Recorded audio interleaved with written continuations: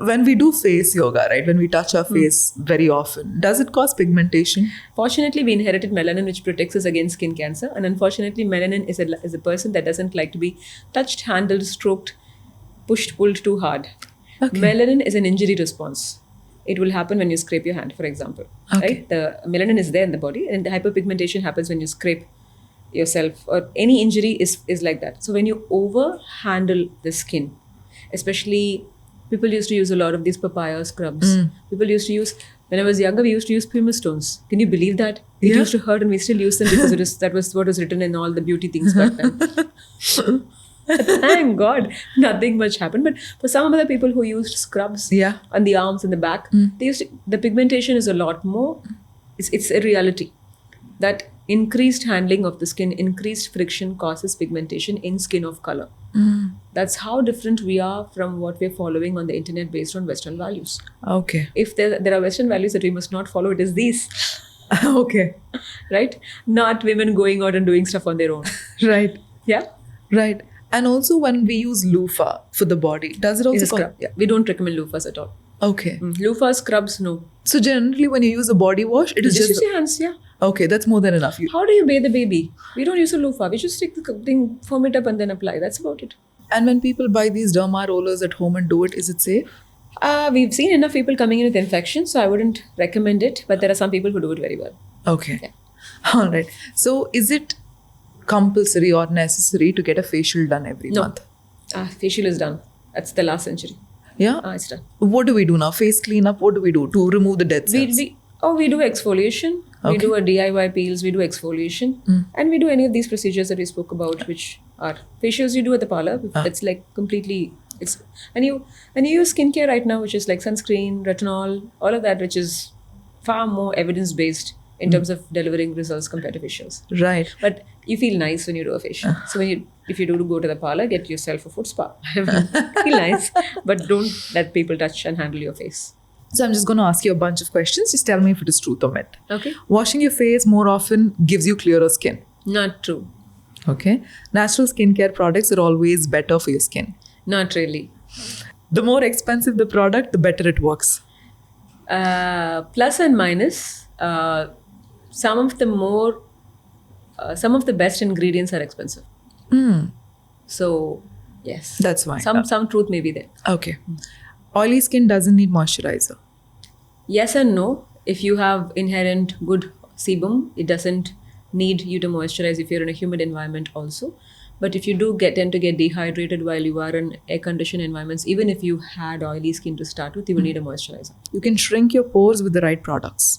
To some extent, yes. To Okay. a decent extent, yes. You don't need skincare in your 20s. You don't need a lot of skincare in your 20s. You just need good habits as well. Okay.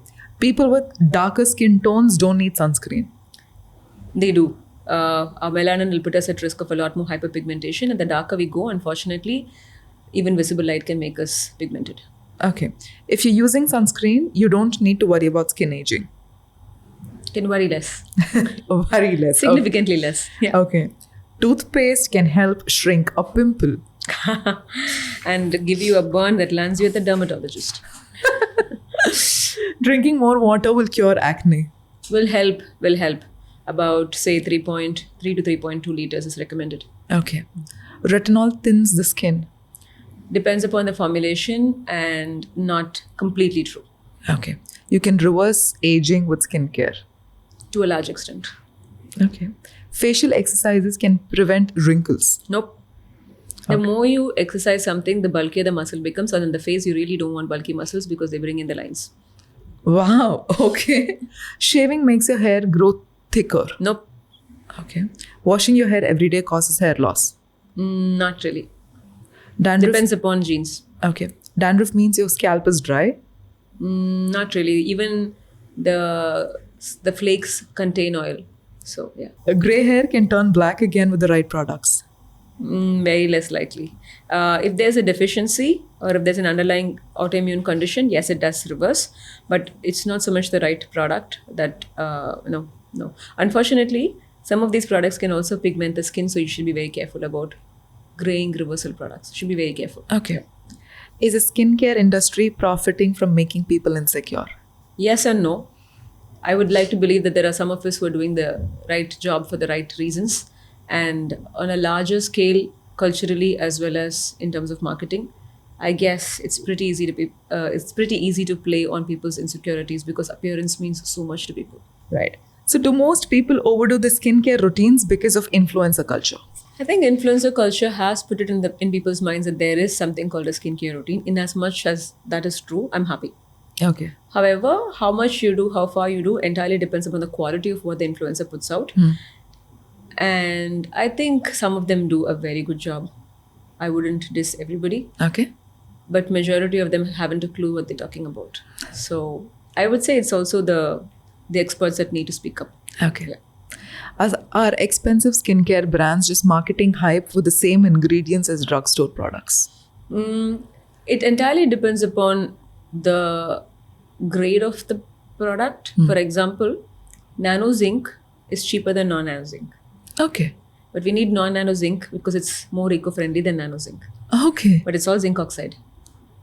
It's as simple as that. Okay. So now we could do something super cheap and say, okay, the same ingredient, which is why I generally think that I was there once, right? I was there on the other side where I said that, look at the label, look at all the ingredients. Where is this olive oil written? It's written in the last one, which means that the shampoo is not fully olive oil. But you can't make a shampoo with olive oil. Correct. And that I know when I walk to the other side. Okay. Right? And I say, okay, why wasn't because on the front it's written enriched with 100% pure olive oil. See, that 100% pure is that olive oil is 100% pure. My mind read it as 100% olive oil. And you can't make a shampoo with 100% olive oil. So I'm like confidently turning to look at where they're putting it and what they have said that. So I wouldn't call this so much as a marketing issue as it is about what are people responding to, because I did respond to the 100%. Got it. Right? But now with the scientific knowledge, you can't, if it's 100% olive oil, it'll be olive oil. Yeah, correct. It can't be shampoo. So the understanding is quite different. Okay. You know what I mean? Yes. Yeah. Yes. What's one popular skincare product or brand you would never use yourself? I wouldn't use a sunscreen spray. The most important aspect of toxicity comes from inhalational toxicity of sunscreens more than application. And when you're spraying sunscreen on the face, for example, when you're spraying sunscreen everywhere, you inhale so much more sunscreen. And that's something I definitely wouldn't do. Okay. A lotion is still the best way to apply. A cream is still the best way. Most of the sunscreens have inhalational toxicity when you inhale them over and over and over. Okay. And that's so wasteful for me because you're spraying and half the stuff goes on your skin, half the stuff. I would not use a sunscreen stick either. Okay. I would not use a sunscreen stick. I would definitely not use a sunscreen mist. I would not use sunscreen on my scalp. Oh, I have a lot of things that I can talk about. All right. Have you ever disagreed with other dermatologists on popular treatment or practice? Of course. We do that all of the time. Do you believe the beauty industry thrives on making people feel not good enough? I can't speak for the industry per se. I can speak for what I can be within that. Okay. For example, from practice to products, for me, I feel that if it's comfortable for you, because it's not exactly life or death situation out here, right? You're doing something for a particular aspirational value in your life. If you see it that way, happy to. But on the other hand, is it that, when you talk about beauty industry, is it that this is the must-have bag for this season? Is it the must-have trousers for this season? These are the shades of lipstick that have to be bought this year. I cleanly miss all of this. Like I told you, I have stuff in my wardrobe from before I got married. I have a set of bangles that I bought when I was in class 12. And that's pretty much my only pink bangles that I have. So for me, the beauty industry saying things like, okay, this is a must-have this year. No, I think if you know yourself very deep, I wouldn't blame that on the industry per se. Okay. But I also would blame who we are in the industry to drive things forward. So, for everyone who's watching this podcast, I mean, it need not even be a skincare message. It can be anything. What is your message for them? I believe that by choosing to listen to things and having them reasoned out, over and above having your attention grabbed every few seconds, right? I think people who are watching this podcast have made the right decision.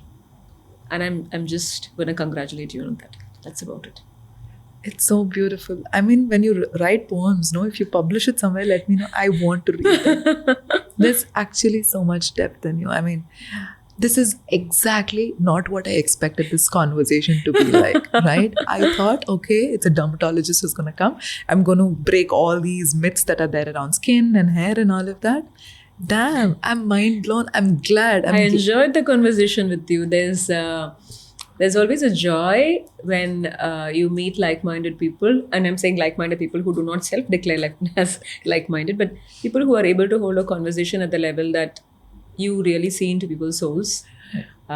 See, I use the word soul, energy, soul, two things. So it's just a matter of time. Yeah. It's just a matter of time. You're surrounded by people like the this. science is there. The science is there. It's very much there. So thank you so much for having me. I totally enjoyed. I love this conversation. What a way to begin the week. Thank you. I know. I had a fabulous conversation. Your team also has been extremely supportive. Thank you so much for coming here. I love this. I'm sure everybody's going to love this too. Thank you. So much.